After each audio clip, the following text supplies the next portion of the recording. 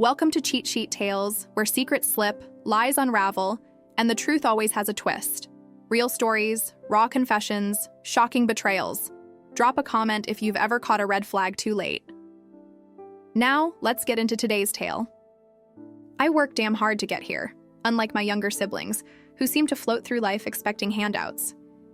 When my parents called asking me to come over for a family dinner, I didn't think much of it. They bought their house about 10 years. Ago, with a mortgage they're still paying off. It's a nice place in the suburbs, nothing fancy but comfortable. I live in my own apartment downtown. It's small, but it's mine. And I've been saving for years to buy an actual house someday. I pulled into my parents' driveway behind my brother Ryan's beat-up Honda. My sister Jenny's Mazda was there, too. Great. The whole gang was assembled. I grabbed the bottle of wine I brought and headed inside. "Sophia, you made it." Mom greeted me with a hug that felt a little too tight. She looked tired, with dark circles under her eyes. "Everything." "Okay, Mom?" I asked, handing her the wine. "Oh, we'll talk at dinner. Your father's in the living room with your brother and sister." I found Dad sitting in his recliner, looking like he'd aged 10 years since I last saw him. Ryan and Jenny were on the couch, both absorbed in their phones. "Hey, Dad." I leaned down to kiss his cheek. "How's it going?" "Been better," he said with a weak smile. "But we'll get to that." "What's wrong? Are you sick?" A ball of worry formed in my stomach. No, nothing like that. We'll discuss it over dinner." I turned to my siblings. "Hey, guys." Ryan glanced up from his phone. "Hey, sis." At 28, my brother still acted like a teenager. He worked sporadically as a bartender, but spent most of his time partying and dating a series of interchangeable girlfriends. Jenny, 30, gave me a quick smile before returning to her Instagram scrolling. Nice outfit. Target. She always had a way of making compliments sound like insults. She worked at a salon but was constantly taking courses and switching career paths, never settling on anything. Mom called us to the dining room.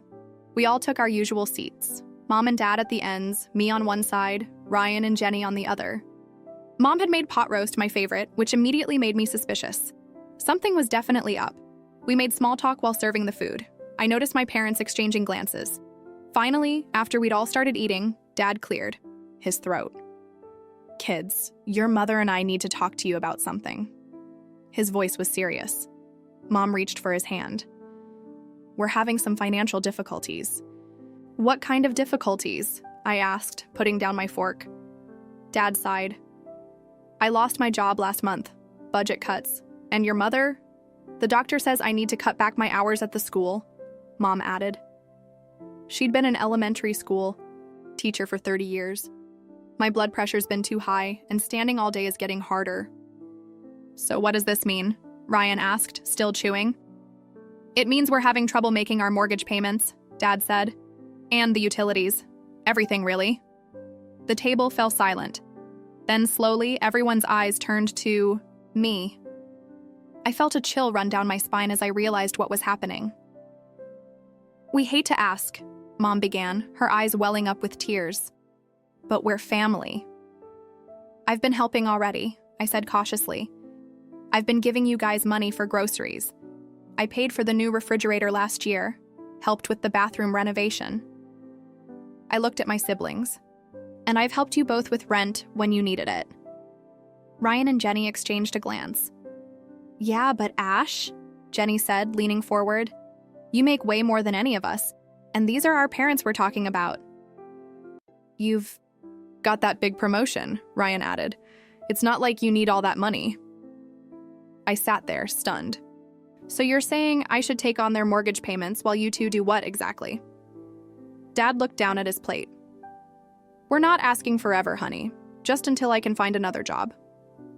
"We wouldn't ask if we weren't desperate," Mom added. I looked around the table at their expectant faces. My siblings, who I'd already bailed out countless times. My parents, who I loved despite everything. I knew I should stand my ground, but the words that came out of my mouth were, "Okay, I'll help." The relief on their faces was immediate. The tension in the room dissolved, as if I'd waved a magic wand. Mom's eyes lit up, and Dad sat straighter in his chair. "I knew we could count on you, Sophia," Mom said, squeezing my hand across the table. "You've always been our rock." The conversation shifted to lighter topics after that. Dad told jokes. Jenny talked about a celebrity who'd come into her salon. Ryan bragged about some girl he was seeing. But I barely heard them. I was mentally recalculating my budget, watching my dream of owning a home slip further away. As I drove back to my apartment that night, I set up the recurring mortgage payment in my banking app. Family comes first, I told myself, even when they take you for granted. The weeks following that fateful dinner changed everything. What started as just the mortgage payment quickly snowballed into an avalanche of requests. My phone became a never-ending stream of financial emergencies from my family. Mom needed money for groceries. Dad's car needed repairs. The water heater broke. The property taxes were due. Each time I transferred the money without argument. I told myself it was temporary, that things would get better once Dad found a new job. But as weeks turned into months, there was always a new crisis, a new expense. One Tuesday morning in early spring, my phone buzzed with a text from Jenny. "Need $2,000 for cosmetology certification. Job requires it. Can you help?" I stared at the screen, doing quick mental math. I'd already sent my parents $200 for the mortgage this month, plus another $450 for utilities. I'd given Ryan $800 last week to fix his car's transmission. My savings account was dwindling faster than I could replenish it. I sighed and replied, "I'll transfer it today." Her response was immediate. "You're the best. I'll pay you back someday." We both knew she wouldn't. I opened my banking app and made the transfer, then pulled up my budget spreadsheet. The numbers were bleak. At this rate, my dream of buying a house would remain just that, a dream. The money I'd been saving for years was now serving as my family's personal emergency fund. But family comes first, I reminded myself, even if they don't appreciate it. My birthday arrived in late April. I hadn't planned anything special. Just a quiet evening at home with takeout and wine. I'd invited my family over, not expecting much, but hoping for at least a little celebration. Mom and Dad arrived empty-handed. "Sorry, honey, no gift this year," Mom said as she kissed my cheek. "You know how things are. We didn't want to give you something cheap." I swallowed my disappointment. "No problem. I'm just glad you're here." Dad patted my shoulder and headed straight for my fridge to grab a beer. My doorbell rang again, 20 minutes later. It was Ryan, with a woman I'd never seen before. "Happy birthday, sis," he said, handing me a small package wrapped in newspaper. "This is Zoe." The woman gave me a quick wave. "Nice place." I unwrapped Ryan's gift, a keychain with a plastic cupcake dangling from it. The price tag was still attached, $49.99. "Thanks," I said, forcing a smile. "Do you have any food?" Ryan asked, already heading toward my kitchen. "We're starving." I watched as he filled 2 plates with the pasta I'd ordered, then packed up a third container with leftovers. "We've got to run," he announced after they'd eaten. "Zoe's friend is having a thing. Can we take this?" He held up the container of food. Before I could answer, they were heading out the door. "Thanks for the food, later." And they were gone. My phone pinged with a text from Jenny. "So sorry, can't make it tonight. Have a date. Happy birthday." I poured myself another glass of wine and sat down with my parents, who spent the next hour complaining about their financial struggles. "The insurance went up again, Dad." "And we need a new washer," Mom added. "Ours is making that terrible noise again." I nodded, letting their hints wash over me without response. I'd given enough this month. When they finally left, I sat alone, in my apartment, surrounded by empty takeout containers and dirty wine glasses. Some birthday. 2 more months dragged by. My bank account continued to shrink while my resentment grew. Then came the announcement. Mom and Dad were planning their 40th wedding anniversary celebration and wanted to do something special. They needed $5,000 for a venue and catering. I wanted to say no. I should have said no. But when Mom called with that pleading tone in her voice, talking about how they'd never had a proper celebration for any of their anniversaries. I caved. The day of the anniversary party arrived. The venue was beautiful, an event space downtown with elegant decorations and a catered buffet. I recognized faces from my childhood: aunts, uncles, cousins, my parents' old neighbors, and friends. Everyone was dressed in their finest champagne glasses clinking as they celebrated my parents' 40 years together. I mingled with relatives I hadn't seen in years, answering the usual questions about my job and love life. No boyfriend. Yes, still at the same company. No kids yet. The conversation always ended with a pitying smile and a "well, there's still time." When the time came for speeches, everyone gathered around my parents. My father's sister gave a touching tribute to their enduring love. An old friend shared funny stories from their early years together. Then it was time for the children to speak. Ryan went first, giving a rambling speech about what great parents they'd been, how they always supported his dreams. Jenny followed, tearing up as she talked about their unconditional love and sacrifice. Then it was my turn. I kept it brief, congratulating them on 40 years and wishing them many more. They smiled politely and thanked me before turning their attention back to my siblings. During their response speech, my parents gushed about how proud they were of their children. They spoke at length about Ryan's entrepreneurial spirit and Jenny's artistic talent. I got a single mention, and Sophia, always so responsible. I plastered on a smile, ignoring the sting. I'd paid for this entire celebration, and I was barely an afterthought. Just as dessert was being served, my phone rang. It was my boss. I excused myself and stepped outside to take the call. There was an issue with a client presentation that needed immediate attention. After the call, I headed back inside but paused in the hallway outside the main room to check my appearance in a mirror. That's when I heard them, my mother's voice and my Aunt Elena's coming from around the corner. "I noticed you didn't say much about Sophia in your speech," Aunt Elena said. I froze, my hand still on my compact mirror. Mom laughed softly. "Well, between us, Sophia's just a purse for us now. She always gives money whenever we ask." The words hit me like a physical blow. I pressed myself against the wall, heart pounding. "If she wasn't helping with the mortgage and everything else," Mom continued, "we probably wouldn't even keep in touch. She's always been difficult, not like Ryan and Jenny." "It must be hard," Aunt Elena said sympathetically, "having to pretend you care about a child you don't love." I stood frozen in the hallway, my mother's words echoing in my head. Sophia's just a purse for us now. My own mother had just admitted she didn't love me, that she only kept in touch because of my money. Everything I believed about my family was crumbling around me. "Have you and Ethan updated your will lately?" Aunt Elena asked, changing the subject. "Done it last year," Mom replied casually. "The house and everything else will be split between Ryan and Jenny." Sophia's not included. I pressed my hand against my mouth to stifle a gasp. Not only did they see me as an ATM, but they'd also deliberately cut me out of their will. After I'd been paying their mortgage, the house I was helping them keep would never be partly mine. I heard them moving, heading back to the party. I slipped into the ladies' room to avoid them, locking myself in a stall until I could breathe, normally again. My hands shook as I checked my reflection in the mirror. Somehow, I looked the same. How could I look the same when everything had changed? I returned to the party, moving like a ghost through the crowd. No one noticed when I collected my purse and jacket. No one saw me slip out the door. I drove home in a daze, my mind replaying my mother's words on a loop. At home, I poured myself a large glass of wine and opened my banking app. With clinical detachment, I scrolled through months of transactions, adding up everything I'd given my family.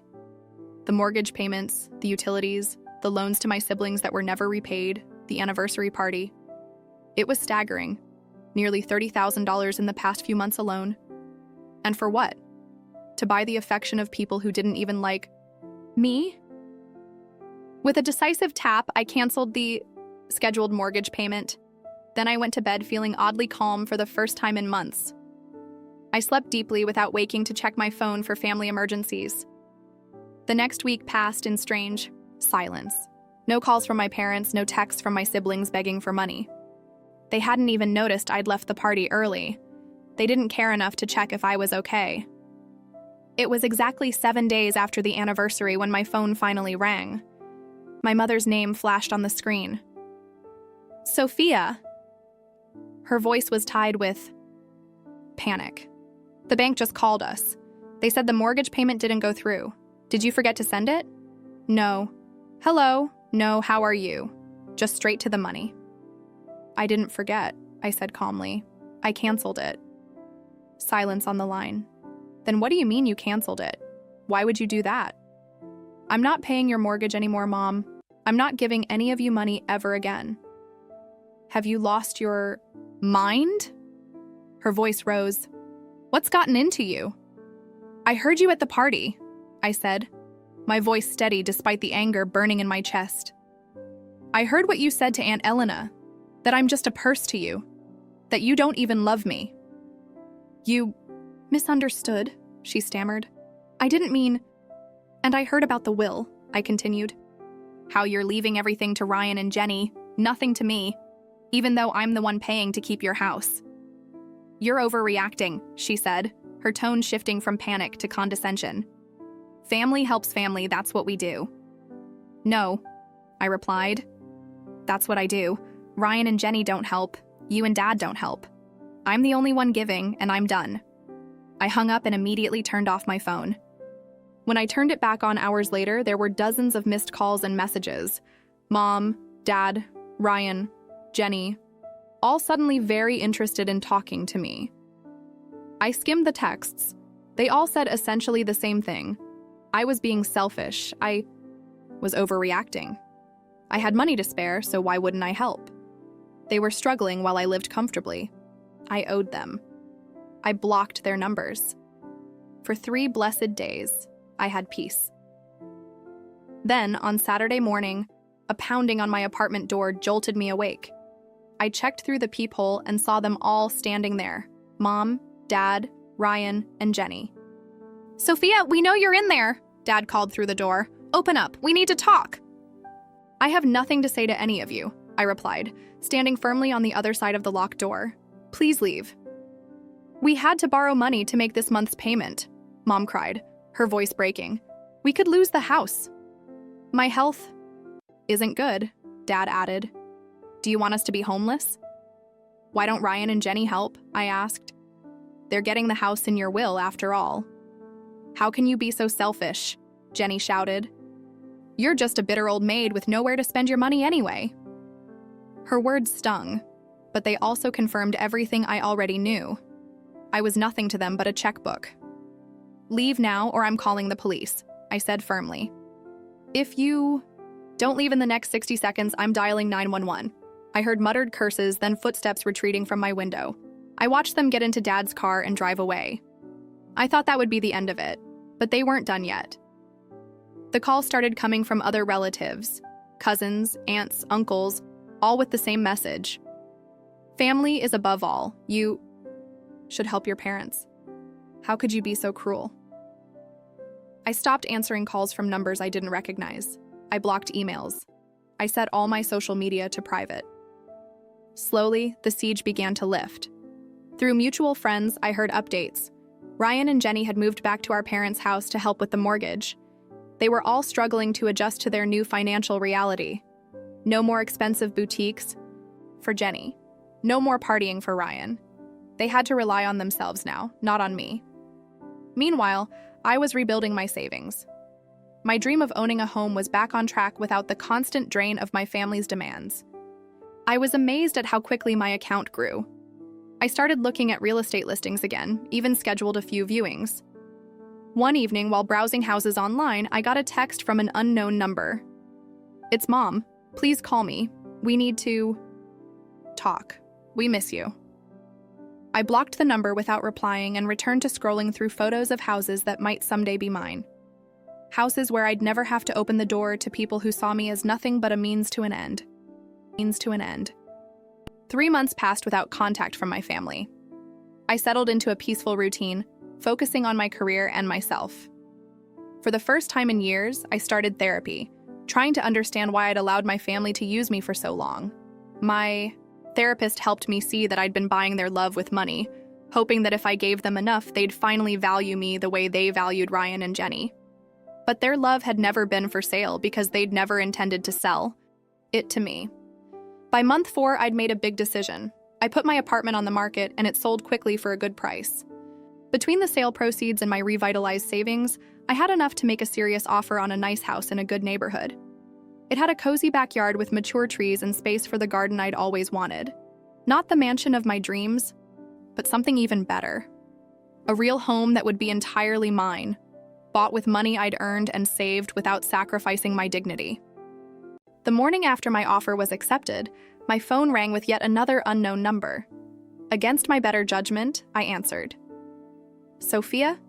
It was my father's voice, softer than I'd heard it in years. Please don't hang up. What do you want? Dad? I asked, keeping my tone neutral. We're having a really hard time, he said. Your mother and I, the bank is threatening foreclosure. Ryan and Jenny are trying, but they can't cover it all. I'm sorry to hear that, I said, meaning it. Despite everything, I didn't want them to suffer. But I can't help anymore. We made a mistake, he admitted. Your mother and I have been talking. We've changed our will. The house will be split 3 ways now. Equal shares for all our children. And there it was. Not an apology, but a bribe. They weren't sorry for how they treated me. They were offering me a share of a house that might be foreclosed on anyway, in exchange for my continued financial support. That's not why I stopped helping, Dad, I said quietly. It was never about the will. It was about being taken for granted. It was about Mom saying she doesn't even love me, that I'm just a wallet to all of you. She was upset that day, he protested weakly. She didn't mean it. She sounded pretty clear to me, I replied. And none? Of course, you've only called because you need money again. The silence confirmed my suspicion. I have to go, Dad. I just bought a house. My house. I hope things work out for you all. I hung up and blocked the number. The attempts to contact me continued, growing more desperate as their financial situation worsened.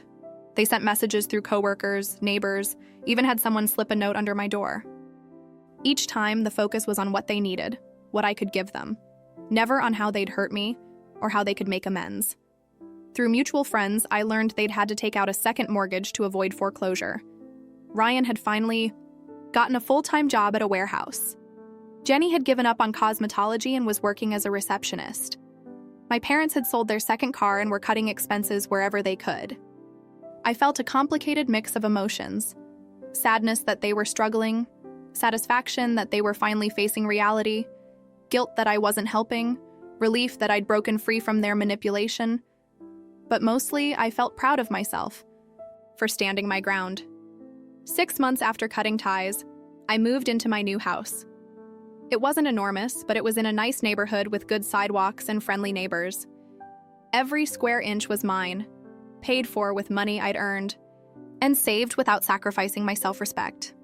I painted the walls my favorite colors, bought furniture I loved, and planted flowers in my cozy backyard, creating the sanctuary I'd always dreamed of having. As I was unpacking in my new home, my doorbell rang. I opened it to find a delivery person with a large envelope. Inside was a formal invitation to my cousin Emma's wedding, along with a handwritten note. I know things are difficult with the family right now, but I'd love to have you there. No pressure. I'd always been close to Emma.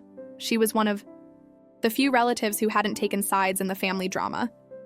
I called her that evening. Thanks for the invitation, I said. I'm not sure if I should come. Will my parents be there? Of course they will, she said honestly. But this is my day, and I want you there. I can seat you far away from them. Will they try to corner me? I can't handle another ambush. I've made it clear to everyone. No family drama at my wedding. If anyone tries anything, my fiancé's brothers will escort them out. They're both former football players, she added with a laugh. I considered it. Maybe it was time to reclaim my place in the extended family, on my terms. I'll be there, I decided.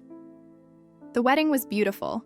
True to her word, Emma seated me at a table with old school friends from my immediate family. I caught glimpses of them throughout the evening, Mom and Dad looking older and more subdued, Ryan in a suit that seemed a size too large, Jenny without her usual designer accessories. During the reception, I stepped outside for some air and found myself face to face with my mother. "Sophia," she said, clearly surprised. "You look well." "Thanks," I replied. "You too."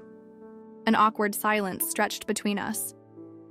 "I heard you bought a house," she finally said. "Yes. I sold my apartment and bought a nice place with a backyard. It's perfect for me." She nodded, looking down at her hands. "We're doing better. Now, Ryan got promoted. Jenny's going back to school, something practical this time." "I'm glad," I said, and meant it.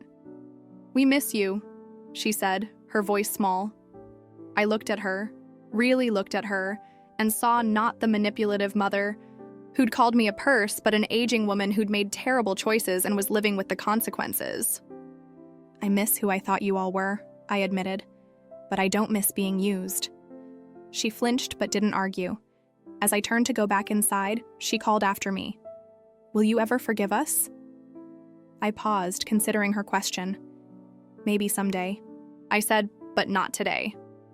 Walking back to the reception, I felt lighter somehow. I didn't need their approval anymore. I didn't need to buy their love. I was building my own life on my own terms, and that was something worth celebrating.